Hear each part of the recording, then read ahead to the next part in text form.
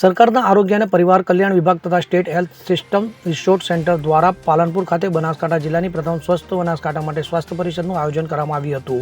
આ પરિષદનો મુખ્ય હેતુ રાજ્ય માટે અગ્રતા ધરાવતા આરોગ્ય સંબંધિત મુદ્દાઓ પર વિવિધ હિતધારકો વચ્ચે ચર્ચા કરીને આરોગ્ય સમસ્યાઓનું નિરાકરણ માટે ભલામણો મેળવવાનો હતો। આ સ્વાસ્થ્ય પરિષદ દરમિયાન માતૃ અને બાળ કલ્યાણ સેવાઓ, કુપોષણ, કેન્સર તથા ક્ષય રોગ જેવા આરોગ્ય વિષયો પર વધુ અસરકારક રીતે કામગીરી કરી શકાય તે અંગે તજજ્ઞો દ્વારા પ્રેઝન્ટેશન રજૂ કરવામાં આવ્યા હતા। છેવાડાના વ્યક્તિ સુધી આરોગ્ય સેવાનો વ્યાપ વધારવા પર ભાર મૂકવામાં આવ્યો હતો।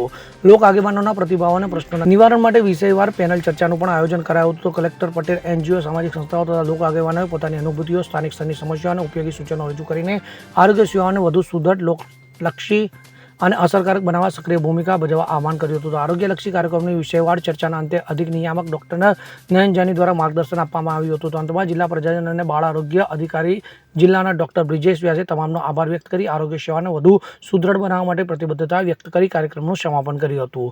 આ જિલ્લા સ્વાસ્થ્ય પરિષદમાં પાલનપુરના ધારાસભ્ય, જિલ્લા વિકાસ અધિકારી એમ.જે. દવે, મુખ્ય જિલ્લા આરોગ્ય અધિકારી doctor Sanjay Solanki, Banas medical college અને દાંતીવાડા કૃષિ યુનિવર્સિટીના તજજ્ઞો ઉપસ્થિત રહ્યા હતા। આ ઉપરાંત રેડક્રોસ સોસાયટી, સદભાવના ગ્રુપ, મહિલા મંડળના પ્રમુખો, વિવિધ તાલુકામાંથી પધારેલા લોકો, આગેવાનો તથા તાલુકા આરોગ્ય અધિકારીઓ પણ ઉપસ્થિત રહ્યા હતા। Bureau report, CN24 news.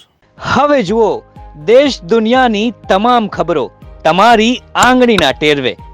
ઉઠાવો મોબાઈલ અને ગૂગલ પ્લે સ્ટોર પરથી ડાઉનલોડ કરો અમારી CN24 ન્યૂઝ મોબાઈલ એપ।